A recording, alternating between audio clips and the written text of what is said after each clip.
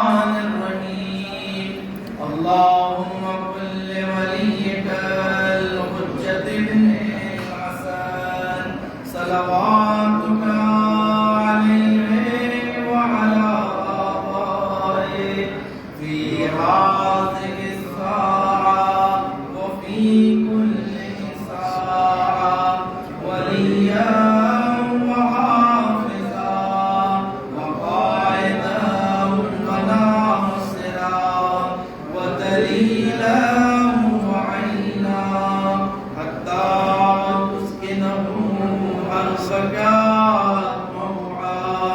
وتمتعه فيها طويلا.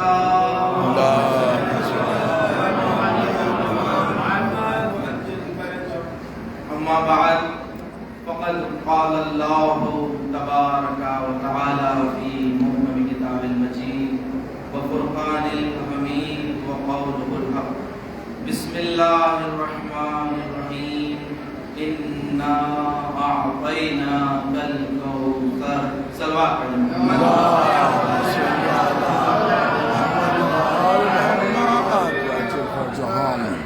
عزیزان گرامی قدر شب جمعہ ہے اپنی مرحومین کے اعلیٰ درجات کے لیے بآواز بلند صلوات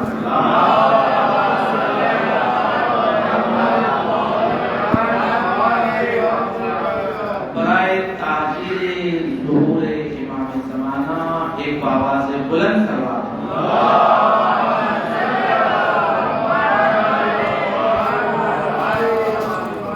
آپ سے گزارش کرتا ہوں کہ تھوڑا سا اگر سامنے آ جائیں تو بعد میں آنے والے افراد کے لیے پیچھے جگہ ہو جائے گی. تھوڑا سا آگے آ جائیں اس لیے کہ یہ ممبر رسول ہے، وہ ممبر ہے کہ جو غدیر میں لگایا گیا. یہ غدیر ممبر ہے، اس سے جس قدر ہم تقرب حاصل کریں گے یقین رکھیں کہ یہ جناب سیدہ کی دعاؤں کا نتیجہ ہے کہ جو آج ذکر شہزادی کونین ہے، مجالس شہزادی کونین برپا ہے. عزیزان گرامی، شب جمعہ اور روز جمعہ جو بافضیلت ترین عبادت جو بیان کی گئی ہے اور مفاتیح میں بھی شیخ عباس قمی نے بھی تاکید فرمائی، وہ ہے صلوات بر محمد و آل محمد.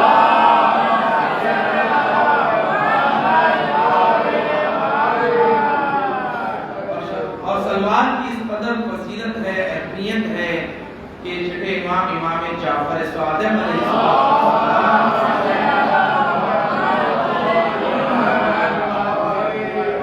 آپ ارشاد فرماتے ہیں کہ شیاطین دو قسم کے ہوتے ہیں.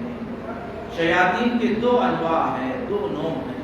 بعض شیاطین جنی ہوتے ہیں اور بعض شیاطین انسی ہوتے ہیں، انسانی ہوتے ہیں. یعنی اجنات میں بھی شیاطین ہیں اور انسانوں میں بھی شیاطین ہیں. یہ نہ سمجھیں کہ شیطان انسان میں نہیں ہوتا ہے، کیونکہ شیطان ایک صفت ہے. جہاں پر بھی شیطنت پائی جائے وہ شیطان کہلایا جاتا ہے. جہاں شیطنت ہو، انسان کو شیطنت سے بچنا چاہیے. تو امام نے فرمایا کہ وہ امام ہے کہ جس کا لقب ہے صادق آل محمد.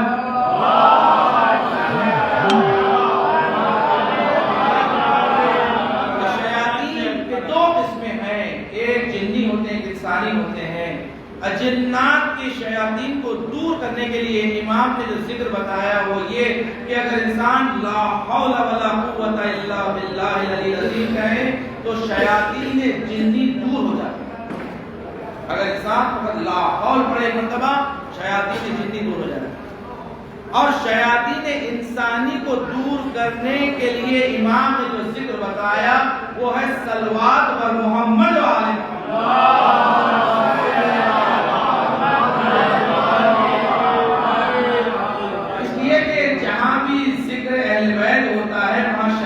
حاضر ہو ہی نہیں سکتے، وہاں شیاطین دور ہو جاتے ہیں. ذکر اہل بیت سے شیطان دور رہتا ہے، چاہے وہ انسانی شکل میں ہو یا جنی شکل میں ہو. جہاں ذکر اہل بیت ہوتا ہے وہاں سے شیاطین دور ہو جاتے ہیں۔ یہ امام کی حدیث ہے، اور یہی حدیث رسول خدا سے بھی ہے یہ کہ شیاطین نے انسانی کو دور کرنے کے لیے سلوات کی اس قدر اہمیت فضیلت ہے۔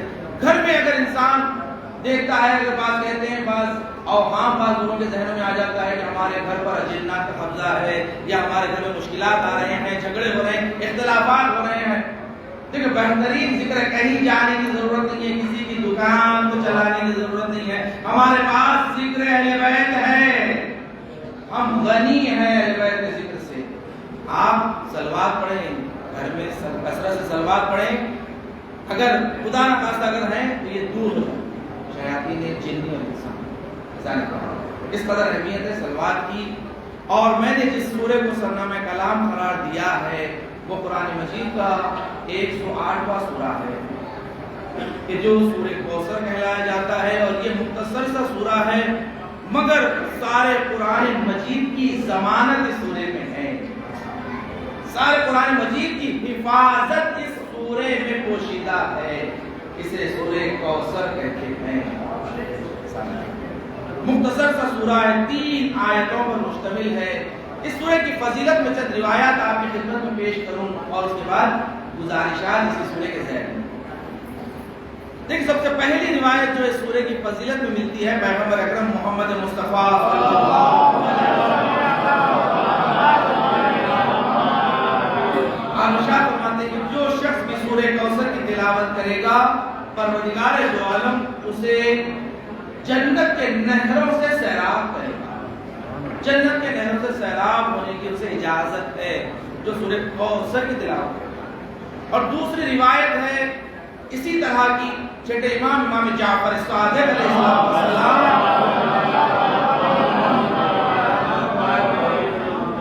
یہ ارشاد فرماتے ہیں کہ جو شخص سورہ کوثر کی تلاوت کرتا ہے، پروردگار دو عالم اسے حوض کوثر سے سیراب کرے گا۔ یعنی جنت میں ایک مخصوص حوض ہے، اسے حوض کوثر کہتے ہیں، کہ جہاں سے مولا کائنات کے ہاتھوں سے مومنین سیراب ہوں گے، اسے حوض کوثر کہتے ہیں امام نے فرمایا۔ اور حدیث میں ہے کہ جو شخص سورہ کوثر کی تلاوت اپنی نمازوں میں کرے گا، واجب نمازیں اور نوافل نمازیں، مستحب نمازوں میں جو سورہ کوثر کی تلاوت کرے گا، اسے وہ ثواب دیا جائے گا کہ جو مینا میں قربانیاں پیش کی جاتی ہے پروردگار کی بارگاہ میں، جو حج میں مینا میں قربانیاں پیش کی جاتی ہیں، اس کی تعداد کے مطابق تا روز قیامت تک جتنی قربانیاں پیش ہوں گی اللہ کی بارگاہ میں، وہ تمام قربانیوں کا ثواب فقط سورہ کوثر کی تلاوت کرنے والے کو نصیب ہوگا۔ صلوات پڑھیں محمد علیہ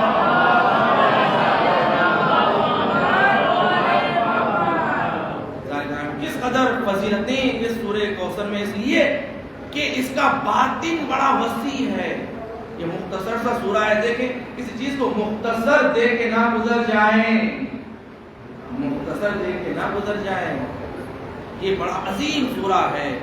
اس سورہ کے بڑے کرامات ہیں، بڑے معجزات ہیں۔ علماء نے اس سورہ کی جو ختوم بتائے ہیں، جو ختم بتائے ہیں سورہ کے ذیل میں، کہ سورہ کوثر کی دیکھیے ایک عددی اعجاز ہے اس سورہ میں۔ سورہ کوثر میں تمام الفاظ اگر دیکھا جائے تو اس کے اندر فقط 10 لفظ ہیں، یہ سورہ کوثر میں فقط 10 الفاظ پر مشتمل، اور یہ تمام آیات میں جتنے حروف استعمال کیے گئے ہیں، ہر آیت میں 10 حرف، ہر آیت میں 10 حرف، اور ہر آیت جس حرف پر ختم ہوئی ہے وہ حرف را۔ اِنَّا أَعْطَيْنَاكَ الْكَوْثَرَ فَصَلِّ لِرَبِّكَ وَانْحَرْ اِنَّا شَانِئَكَ هُوَ الْأَبْتَرُ۔ رے کیوں یہ کہتے ہیں حروف الف با میں یہ 10واں حرف ہے، یہ 10واں حرف، یعنی اس سورے میں 10 کا رمز ہے چھپا ہوا، عدد 10۔ اور اس سورے میں جو سب سے زیادہ حرف استعمال کیا گیا ہے وہ ہے الف۔ الف کا سب سے زیادہ اس سورے میں استعمال کیا گیا ہے، اور خاصیت یہ بھی ہے کہ یہ سورے میں جتنے الفاظ استعمال ہوئے ہیں اور کسی دوسرے سورے میں نہیں ہوئے. بالکل ہر لفظ اپنا ایک خاصیت رکھتا ہے اور قرآن میں کہیں تکرار نہیں ہوا.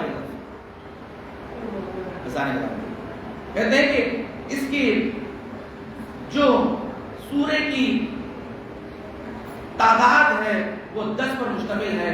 اور اگر اس کی جو عمل بتایا گیا ہے کہ اگر کوئی انسان 30 مرتبہ اس سورے کی تلاوت کرے اور اپنی جو حاجت طلب کرے پروردگار اس کی حاجت کو پورا کرتا ہے. اس لیے کہ ہر آیت میں 10 لفظ ہیں. اگر اس آیتوں کو 30 مرتبہ پر تلاوت کی جائے ہر حاجت اس کی قبول ہوگی. سورہ کوثر شب جمعہ کی آج دیکھیں شب جمعہ ہے. یہ روایت ہے 2 معصومین سے, ایک پیغمبر اکرم صلی اللہ علیہ وسلم سے اور دوسرے چھٹے امام امام جعفر صادق علیہ السلام.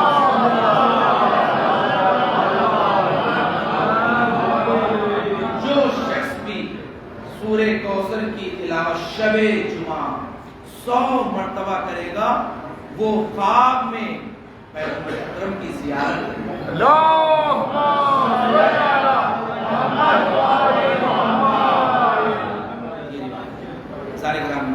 سورہ کوثر جہاں شمے کے دن اگر 40 مرتبہ تلاوت کی جائے, جو انسان مال دنیا چاہتا ہے اسے اللہ اتنا مال عطا کرے گا کہ وہ رکھ نہیں سکے گا اگر جہاں شمے کے دن 40 مرتبہ سورہ کوثر کی تلاوت کی جائے. اور سورہ کوثر کا ایک ختم اور عمل بتایا گیا ہے کہ اگر انسان کسی سے ڈرتا ہے, گھبراتا ہے اور کسی کو دور کرنا چاہتا ہے اپنے سے, یا ظالم پر قابو پانا چاہتا ہے, تو 9 مرتبہ سورہ کوثر کی تلاوت کریں اور دم کریں. 9 مرتبہ وہ شخص اس سے دور ہو جائے گا, ظالم کا شر اس سے دور ہو جائے گا, وہ جہاں بھی جائے گا وہ کامیاب ہو جائے گا. سورہ کوثر کی 9 مرتبہ کوئی تلاوت کرے. یہ کچھ ختوم ہے سورہ کوثر کی. اس لیے دیکھیں تمام فضیلتیں عظمتیں اگر اس سورے میں ہیں تو در حقیقت میں اس کی شان نزول کے لیے ہے, اس کی تفسیر کی وجہ سے ہے, اس کے باطن کی وجہ سے ہے. اس کا باطن بڑا عظیم ہے. سورہ کوثر انا اعطیناک الکوثر. گرامی سورہ کوثر کا جو شان نزول بتایا گیا ہے اور اس شان نزول میں یہ بتایا گیا ہے کہ پروردگار دو عالم نے پیغمبر اکرم کو 3 بیٹے عطا کیے تھے اور یہ سورہ مکے میں نازل ہوا اور مکے میں 3 بیٹے اللہ نے عطا کیے اور ایک بیٹا مدینے میں پیدا ہوا تھا جناب ابراہیم, وہ بھی دنیا سے گزر گئے. تو 3 بیٹے جو اللہ نے عطا کیے تھے یہ تینوں بیٹے دنیا سے گزر گئے اور جناب عبداللہ جب دنیا سے گزرے تو اب مشرکین نے اور ظالمین نے یہ سمجھا کہ اب یہ اسلام آگے نہیں بڑھے گا, یہ دین آگے نہیں بڑھے گا. اس لیے کہ ان کی نظروں میں یہ ہوتا ہے کہ دین اور اسلام چلانے کے لیے اولاد چاہیے, اولاد سے ہی دین چلتا ہے. دیکھیں یہ مشرک سمجھتے تھے کہ اگر کوئی دین چل سکتا ہے یا کسی سے دین سمجھا جا سکتا ہے وہ گھر والے ہی ہوتے ہیں. اگر دین لیا جائے تو گھر والوں سے لیا جائے, باہر والوں سے نہ لیا جائے, محلے والوں سے نہ لیا جائے. محلے والوں سے نہ پوچھیں کہ رسول کی سنت کیا تھی, رسول اٹھتے کیسا تھے, رسول بیٹھتے کیسا تھے, رسول وضو کیسا کیا کرتے تھے. یہ گھر والوں سے پوچھا جاتا ہے, باہر والوں سے نہیں پوچھا جاتا.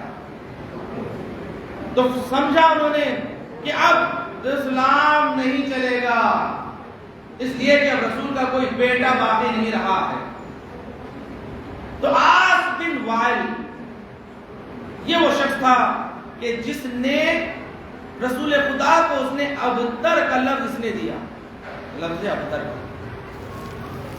اور یہ وہ لفظ ہے لفظ ابتر یعنی دم بریدہ, کہ جس کی کوئی نسل نہیں ہے, جس کی کوئی نسل چلنے والی نہیں ہے, اسے ابتر کہا.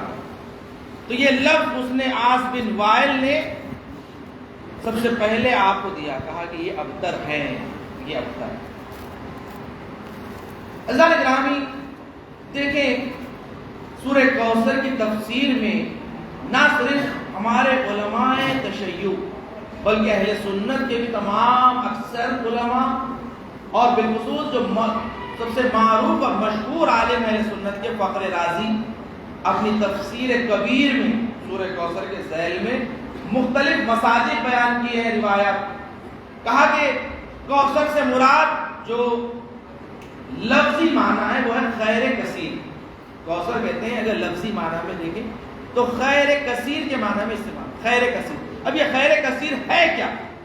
تو اس کی تفسیر میں جو بیان دیا ہے کہا کہ اس کی تفسیر میں یہ ہے کہ اس سے مراد نہریں ہیں، جنت کی نہر. پھر بعض روایات سے کہا کہ اس سے مراد حوض کوثر ہے.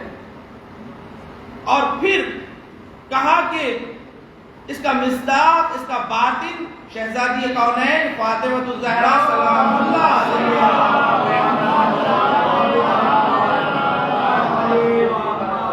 اس لیے کہ آپ خیر کثیر ہیں. اللہ نے آپ کو اتنی کثرت سے اولاد عطا کی ہے کہ کسی اور کو اتنی اولاد نہیں نصیب ہوئی. یہ خود اہل سنت کے مشہور عالم فخر رازی کہہ رہے ہیں. اور یہ کہتے ہیں کہ اس کی دلیل یہ ہے کہ سب سے پہلے خود آیت میں، اس لیے کہ ابتدائی آیت اور انتہائی آیات اگر دیکھیں تو آپس میں میل ہونا چاہیے، آپس میں کنیکشن ہونا چاہیے کے درمیان. اللہ کہہ رہا انا اعطیناک الکوثر فصلی لربک وانحر ان شانئک هو الابتر، کہ آپ کا دشمن ہی ابتر ہے، بے اولاد ہے، دم بریدہ ہے، آپ کا دشمن ہے. تو پتا چلا جو کوثر ہے وہ بھی اولاد کی جانب اشارہ کیا جا رہا ہے. ہم نے آپ کو ایسی کثیر اولاد عطا کی ہے جو خیر کثیر ہے. اور حقیقت میں جو آپ کا دشمن جو آپ کو ابتر کہہ رہا ہے وہی دم بریدہ ہے، اس لیے کہ تاریخ گواہ ہے. عاص بن وائل کے 12 بیٹے تھے جس وقت اس نے رسول کو یہ لقب بد لقب دیا. 12 بیٹے تھے. تاریخ کہتی ہے کہ یہ 12 کے 12 بیٹے اس کے آنکھوں کے سامنے مر گئے اور وہ بے اولاد ہو گیا. وہیں پر اس کی نسل منقطع ہو گئی کہ جب اس نے ابتر کہا کہ آپ کا دشمن ہی ابتر ہے. خدا نے کہا کہ جو آپ کو ابتر کہتا ہے وہ خود ابتر ہو جاتا ہے، وہ خود ابتر ہو جاتا ہے. تو فخر رازی کہتے ہیں کہ اس کی دلیل سب سے پہلے خود آیت دلیل ہے، اور دوسری یہ ہے کہ آج دنیا میں اگر آج ہم دیکھیں کہ شہزادی کونین کی اولاد جو دنیا میں پھیلی ہوئی ہے، ہر دنیا کے گوشے کنارے میں آپ چلے جائیں، ایران چلے جائیں سادات نظر آئیں گے، عراق چلے جائیں سادات نظر آئیں گے، ہندوستان چلے جائیں سادات نظر آئیں گے، لبنان چلے جائیں سادات ہے، بحرین چلے جائیں سادات ہے. دنیا کے ہر گوشے کنارے میں آپ کو آج اولاد فاطمہ ہے. اور اس کے باوجود فخر رازی کہتے ہیں کہ اگر ہم تاریخ کا مطالعہ کریں، اگر دیکھا جائے تو سب سے زیادہ نسل کشی جس کی گئی ہے وہ ہے سادات کی. اتنا مارا گیا ہے سادات کو، چن چن کر مارا گیا ہے، اتنا قتل کیا گیا ہے. اور بنی امیہ بنی عباس کے زمانے میں ایسے مساجد تعمیر کیے گئے ہیں کہ جس میں پانی استعمال نہیں کیا گیا ہے، اس میں سادات کا خون استعمال کیا گیا. فخر رازی کہتا ہے کہ اتنا مارنے کے باوجود بھی اگر آج دنیا کے گوشے کنارے میں اگر یہ سادات جو نظر آ رہے ہیں، یہ سب خدا کا معجزہ ہے، معجزہ. کیونکہ پروردگار نے کہا انا اعطیناک الکوثر، کہ ہم نے آپ کو کوثر عطا کیا، اب اسے کوثر مل گئی ہے، اب وہ کبھی ختم نہیں ہو سکتی، وہ کثرت کبھی ختم نہیں ہو سکتی. ظاہر دیکھیں یہاں پر عاص بن وائل نے جب حضور کو ابتر کہا، تاریخ میں کہتے ہیں کہ پیغمبر کو بہت سارے برے القاب دیے جاتے تھے مگر کبھی بھی حضور ناراض نہیں ہوتے تھے، آپ کے چہرے پہ شکم نہیں آتی تھی. مگر جب آپ کو ابتر کہا گیا آپ کا دل ٹوٹا، آپ کا دل ٹوٹا. تو یہاں پر یہ آیت نازل ہوئی، یہ سورہ نازل ہوا اور پیغمبر کی دل گرمی کے لیے کہ آپ پریشان نہ ہونا، آپ پریشان نہ ہونا، ناراض نہ ہونا، ہم آپ کو کوثر عطا کریں گے، ہم آپ کو کوثر عطا کریں گے۔ عزیزان گرامی، دیکھیں برے القاب کا دینا اسلام میں بہت مذمت ہے۔ کبھی کسی مومن کو، کبھی کسی مسلمان کو برے القاب نہ دو، برے الفاظ سے نہ بلاؤ۔ فحش اور گالی کا دینا اسلام میں بڑی مذمت ہے۔ روایات میں ہر انسان جو برا الفاظ اپنی زبان سے نکالتا ہے، ہر فحش جو اپنی زبان سے نکالتا ہے، ہر گالی جو اپنی زبان سے دیتا ہے، یہ بچھوؤں کی شکل میں اور سانپ اور بچھوؤں کی شکل میں قبر میں آنے والے ہیں۔ اس قدر ہر انسان جو برا لفظ ایک دوسرے کے لیے استعمال کرتا ہے، بڑی سختی سے پیغمبر اکرم محمد مصطفیٰ صلی اللہ علیہ وسلم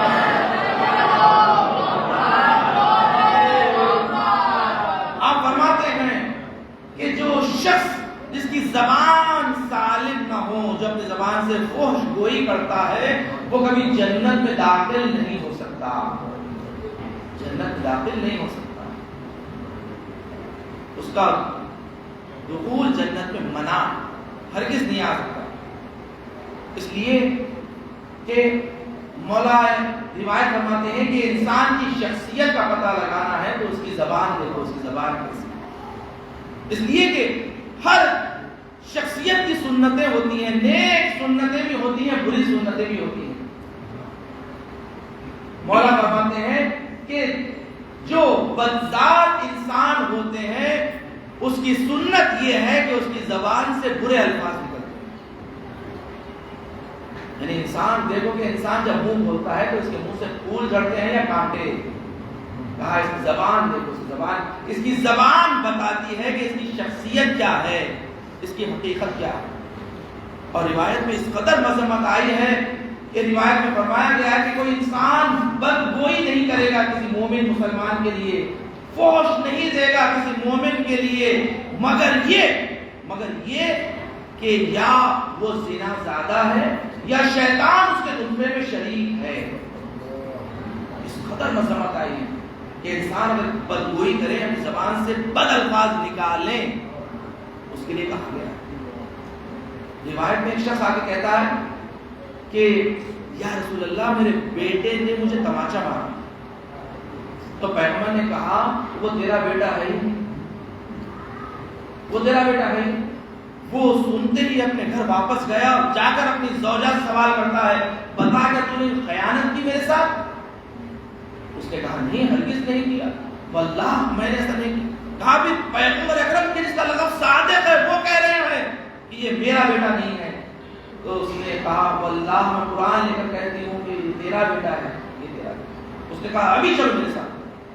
حضور کی خدمت میں آئے اور آنے کے بعد اس نے سوال کیا رسول اللہ آپ نے ابھی کہا تھا یہ میرا بیٹا نہیں ہے، مگر یہ کہہ رہی ہے میں قسم کھانے کو تیار ہوں یہ میرا بیٹا ہے، میں آپ کی بات سنوں یا اس کی بات سنوں؟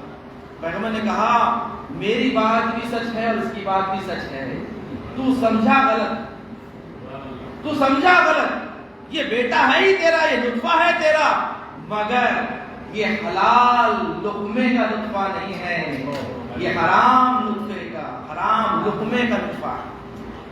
یعنی تو نے حرام لقمہ کھایا کہ جس کی وجہ سے یہ بیٹا پیدا ہوا کہ جس سے بد فعل انجام ہو رہا ہے، اپنے باپ پہ ہاتھ اٹھاتا ہے، یعنی اس کے نطفے میں اشکال۔ شیطان یا تو شیطان شریک ہو جاتا ہے کہ جو انسان کی ذات کو برائی سے ظاہر کرتا ہے۔ ظاہر روایت میں واقعہ نقل کرتے ہیں کہ ایک شخص ہمیشہ صرف امام کے ساتھ ہوا کرتا تھا، جہاں جائے امام کا سایہ بنا ہوا رہتا، امام کا سایہ جہاں امام جاتے ہیں امام کے ساتھ ساتھ رہتا۔ لوگ دیکھتے جب بھی امام کو بازار میں یا گلیوں میں دیکھتے وہ شخص ہمیشہ امام کے ساتھ رہتا۔ خادم ہے، ہر مومن کی تمنا ہوتی ہے کہ ہم اپنے امام کے غلام بن جائیں، اپنے امام کے خادم بن جائیں، امام جب بھی باہر آئے ہم کے ساتھ ہو جائیں۔ ہم دیکھا کرتے تھے کہ ایران میں بڑے بڑے بزرگ علماؤں کے ساتھ کبھی اکیلے نہیں ہوتے تھے، آبائے بہجت نکلتے تو لوگ ان کے ساتھ ہو جاتے، ہمراہ ہو جاتے، بڑے بڑے بزرگ علماء، اور ان کی یہ بڑی تمنا ہوتی تھی کہ آبائے بہجت ہمیں اپنے ساتھ کر لیں، یہی ہمارے لیے بڑا افتخار ہے۔ تو لوگ کہتے تھے کہ جب بھی چھٹے امام کے ساتھ اسے دیکھا کرتے ساتھ ساتھ ہوتا، مگر ایک مرتبہ کہتے ہیں کہ جب یہ امام کے ساتھ جا رہا تھا بازار میں، امام کے ساتھ ہے مگر ایک مرتبہ وہ اپنے غلام کی جانب متوجہ ہوتا اور غلام کو ڈھونڈنے لگتا، اس کا غلام نظر نہیں آتا۔ اس کا غلام سندھی تھا، سندھ کا رہنے والا، وہ بار بار پلٹ کے اپنے غلام کو ڈھونڈتا رہا کہاں ہے۔ بڑی دیر کے بعد جب وہ نظر آیا تو جیسے ہی نظر آیا اس نے گالی دے کر اسے پکارا اور کہا کہ تو کہاں تھا۔ جیسے ہی امام کے سامنے اس نے لفظ استعمال کیا، امام نے کہا ویحن، کہ وائے وہ تجھ پر، تو نے کیا لفظ استعمال کیا اس کے لیے؟ تو فوری اس نے کہا مولا یہ تو سندھی ہے، یہ تو کافر ہے، ان کے پاس ان کا کوئی نکاح ہوتا ہے، کوئی شادی ہوتی ہے، یہ سب حرامی ہے۔ امام نے کہا ہرگز یہ نہ کہنا، ہر مذہب ہر دین میں ایک شادی ہوتی ہے، ایک ازدواج ہوتا ہے، ہر مذہب میں ہر دین میں، اور جس دین سے متعلق وہ افراد ہے وہ حلال ذاتے ہوتے ہیں۔ آپ کو حق نہیں ہے کہ کسی دین کے رہنے والے اور ایک معاشرتی اجتماعی حقوق کے اعتبار سے اگر انہوں نے شادی کی اور یہ اولاد پیدا ہوئی ہے، یہ حلال ذاتے ہیں، تمہیں حق نہیں ہے کہ تم کسی کے بارے میں کہو۔ امام نے کہا ہر مذہب ہر دین میں شادی ہوتی ہے، اور تم نے کیسا اپنے امام کے حضور میں ایسا لفظ استعمال کیا؟ امام نے کہا ہرگز آئندہ سے میرے ساتھ نظر نہ آنا۔ سارے گھر دیکھیں کس شدت کے ساتھ امام نے، یعنی جو اہل بیت علیہ السلام کو بعض چیزیں شدت کے ساتھ ناپسند ہے، انہی میں سے یہ گوشت دینا، گالی کا دینا۔ سارے گرامی امام کہتے ہیں کہ ہمارے غلام، ہمارے چاہنے والوں کی زبان ایسی نہیں ہونا چاہیے، ایسی نہیں ہونا چاہیے، ایسے بنو کہ جیسے ہم کہیں کہ یہ ہمارے ہیں، یہ ہمارے چاہنے والے ہیں۔ کونو لنا زینا ولا تکونو علینا شیئا، ہمارے لیے شرمندگی کا سبب ظاہر ہے۔ اس کے بعد تاریخ کہتی ہے کہ امام کے ساتھ پھر کبھی اس شخص کو نہیں دیکھا گیا، نہیں دیکھا گیا۔ دیکھیں یہ ریڈ لائنز ہے، اہل بیت سے دوری کا سبب ہے بد اخلاقی اور بد فحشی کرنا، بد الفاظ استعمال کرنا، برے الفاظ سے مومنین کو، مسلمین کو پکارنا، یہ اہل بیت کو ہرگز نہیں پسند، اہل بیت سے دوری کا سبب ہے۔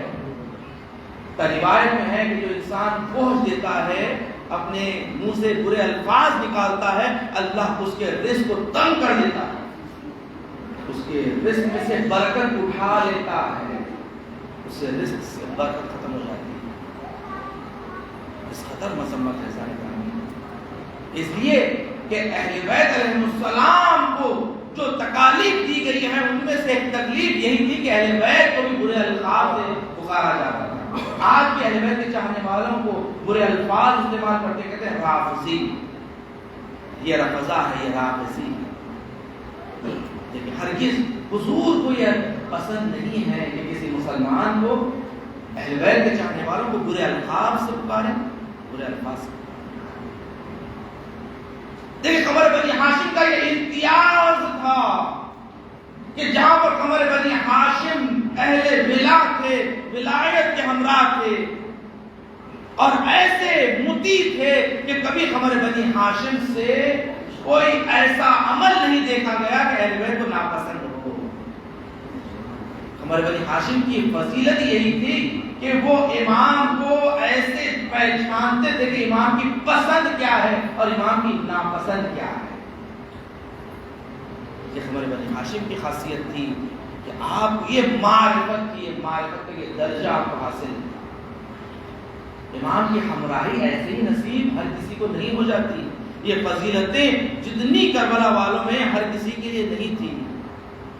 جناب حور اگر حور بنے تو وہاں پر امتحان لیا گیا تھا کہ جب سید الشہداء اپنے گھوڑے پر سوار ہو کے ایک مرتبہ کوفے کی جانب مڑنا چاہتے تھے تو حور نے آپ کے گھوڑے کی لگام پر ہاتھ ڈالی تو امام نے حور کو کہا کہ تیری ماں تیرے غم میں بیٹھے۔ تو ایک مرتبہ حور نے کہا کہ اگر آپ کی ماں فاطمہ نہ ہوتی تو میں بھی یہ لفظ استعمال کرتا، مگر کیونکہ آپ کی ماں فاطمہ ہے میں یہ لفظ استعمال نہیں کر سکتا۔ وہ سمجھ گیا کہ کس کے ساتھ احترام کرنا چاہیے، ان کا احترام ہے، ان کا تقدس ہے۔ سارے رامدے کی خبر بنی، آج اس مرحلے تک پہنچے کہ روایت میں ہے کہ روز قیامت میں جب محشر برپا ہوگا تو محشر میں ایک مرتبہ پروردگار کہے گا حضور سے کہ پوچھے فاطمہ سے کہ اپنے حسین کے چاہنے والوں پر، اپنے حسین پر گریہ کرنے والوں کے لیے آج پروردگار کی بارگاہ میں کیا وسیلہ لائی ہے کہ حسین کے چاہنے والوں کو بخشائیں۔ تو ایک مرتبہ شہزادی کونین آگے آتی ہیں اور کہتی ہے کہ امام کی روایت ہے، معصوم کے جملے ہے کہ شہزادی کونین روز محشر میں یہ کہے گی کفانی الیوم الیدان المقطوعتان من ابنی العباس، آج کے دن میرے شیعوں کو، میرے چاہنے والوں کو بخشانے کے لیے میرے عباس کے دو بازو کا۔ شہزادی نے عباس کو اپنا بیٹا کہا، یہ امام کی جملے ہیں، لفظ امام کے ہے، من ابنی العباس، میرے بیٹے عباس کے دو ہاتھ کافی ہے میرے شیعوں کو بخشانے کے لیے۔ ظاہرامی ابھی مجلس میں تابوت اٹھایا جائے گا، یہ تابوت آپ جانتے ہیں نا، یہ وہ تابوت ہے جو رات کی تاریکی میں اٹھا، ایسا غریبانہ یہ تابوت اٹھا تھا۔ ایک مرتبہ اسماء کہتی ہے کہ میں جب گھر میں داخل ہوئی تو میں نے دیکھا کہ شہزادی کا چہرہ اترا ہوا ہے اور شہزادی کے چہرے پہ شکن ہے، میں نے کبھی اتنا شہزادی کو غمگین نہیں دیکھا۔ ایک مرتبہ اسماء نے پوچھا کہ شہزادی آج آپ کا چہرہ بڑا غمگین ہے، اس کی وجہ کیا ہے؟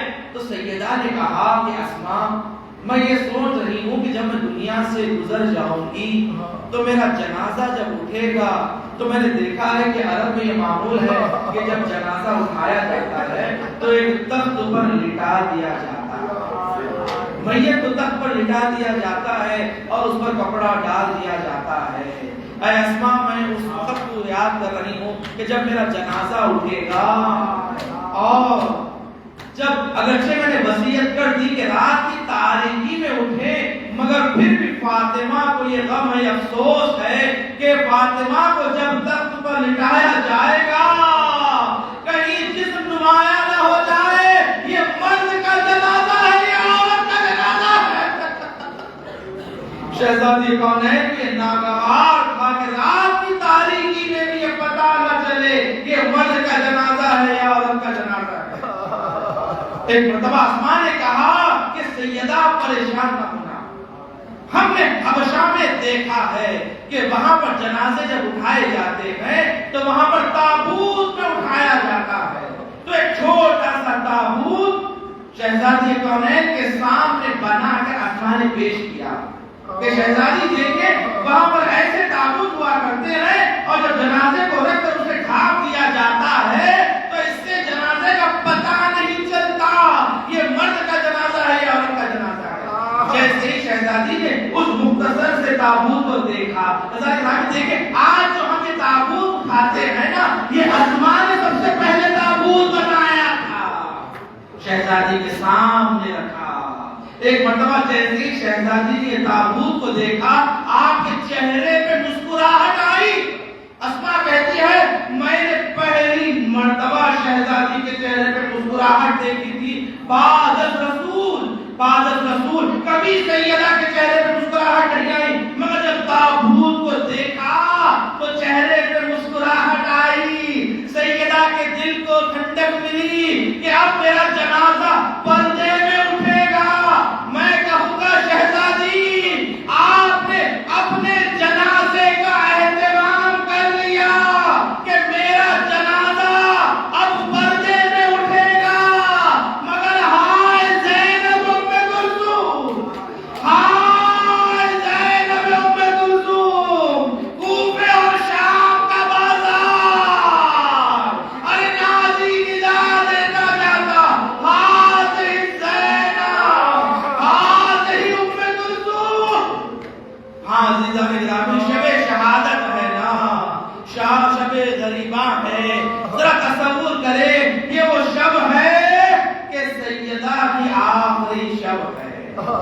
اب شہزادی کونین کی آخری شب ہے. ایک مرتبہ جب مولا گھر میں تشریف لاتے ہیں تو ایک مرتبہ عجیب دیکھتے ہیں کہ آج شہزادی کونین کے بدن میں ذرا رمق آئی ہے, چہرے پہ رمق آئی ہے. آج آپ نے اٹھ کر اپنے لباس کو دھویا ہے, بچوں کے لباس کو دھو کر سکھا دیا ہے. آج سیدہ نے اپنے ہاتھوں سے کھانا بنایا ہے. مولا کائنات نے دیکھ کر کہا کہ سیدہ ایسا لگ رہا ہے کہ آپ کے جسم میں صحت آ گئی ہے. ایک مرتبہ سیدہ نے قریب بلایا, کہا یا علی کل رات میں نے بابا کو خواب میں دیکھا, میں نے بابا کو خواب میں دیکھا. کہا سیدہ اب آپ کی مصیبتوں کا خاتمہ ہے, کل آخری دن ہے. سیدہ بس آپ کو اب بابا سے ملحق ہونا ہے. یا علی اب میں اپنے بابا کے پاس جا رہی ہوں, میں شکایت کروں گی کہ جنہوں نے آپ کا حق غصب کیا, میں شکایت کروں گی جنہوں نے میری پسلیاں توڑی. یا علی میرے جنازے میں کسی کو آنے نہ دینا. یا علی میرے قبر کا نشان مخفی رکھنا. علی کو وصیتیں کر دی. علی کو کہا علی جائے مسجد میں میرے لیے دعا کریں. ایک مرتبہ علی مسجد میں چلے گئے. اب یہاں پر اسماء کو بلایا, کہا اسماء میں اب اپنے بستر پر جا رہی ہوں, جب تک تسبیح و تحلیل کی آواز آتی رہے سمجھنا سیدہ زندہ ہے. جیسے ہی تسبیح و تحلیل کی آواز آنا رک جائے سمجھ لینا سیدہ دنیا سے گزر گئی. اسماء اگر میرے بچے آ جائے تو انہیں یہ نہ بتانا ماں گزر گئی, پہلے دسترخوان پر بٹھا دینا, انہیں کھانا کھلا دینا, پھر اس کے بعد کہنا کہ اماں گزر گئی. اب اسماء بیٹھی آواز سن رہی ہے, سبحان اللہ الحمدللہ ذکر تسبیح چل رہی ہے. ایک مرتبہ تسبیح کی آواز آنا بند ہوئی. اب جو اسماء نے پکارا شہزادی, کوئی جواب نہ آیا. سیدہ یا بنت رسول اللہ آپ کو علی کا راستہ, کوئی آواز نہ آئی. اسماء قریب گئی. اب جو شہزادی کو ہلایا دیکھا دنیا سے گزر گئی. ایک مرتبہ حسن حسین داخل ہوئے, کہا بچوں آؤ کھانا کھا لو. بچوں نے کہا اسماء کیا کبھی آپ نے دیکھا ہم اپنی ماں کے بغیر کھانا کھائے ہو؟ ہماری ماں کہاں ہے؟ اسماء نے سر جھکا دیا, کہا بچوں اب تمہیں تنہا ہی کھانا ہے, اس لیے کہ سیدہ دنیا سے گزر گئی. اب جو حسن حسین شہزادی کے حجرے میں آئے دیکھا سیدہ دنیا سے گزر گئی. حسن نے نوحہ پڑا, کہا ماں آپ کا حسن ہے, اگر جواب نہ دو گے میرا جگر پارا پارا ہو جائے گا. حسین نے کہا ماں میں آپ کا غریب حسین, اے ابا آپ کا غریب بیٹا حسین. شہزادی دنیا سے گزر گئی. بچوں نے باپ کو خبر دی, کہا بابا اماں دنیا سے گزر گئی. ایک مرتبہ علی نے جیسے ہی سنا فاطمہ دنیا سے گزر گئی, کھڑے قد سے زمین پر گر گئے, کہا علی غریب ہو گیا.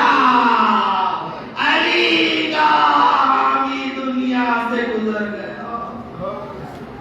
الا لعنت اللہ علی قوم الظالمین وسيعلم الذين ظلموا أيام منقلب ينقلبون.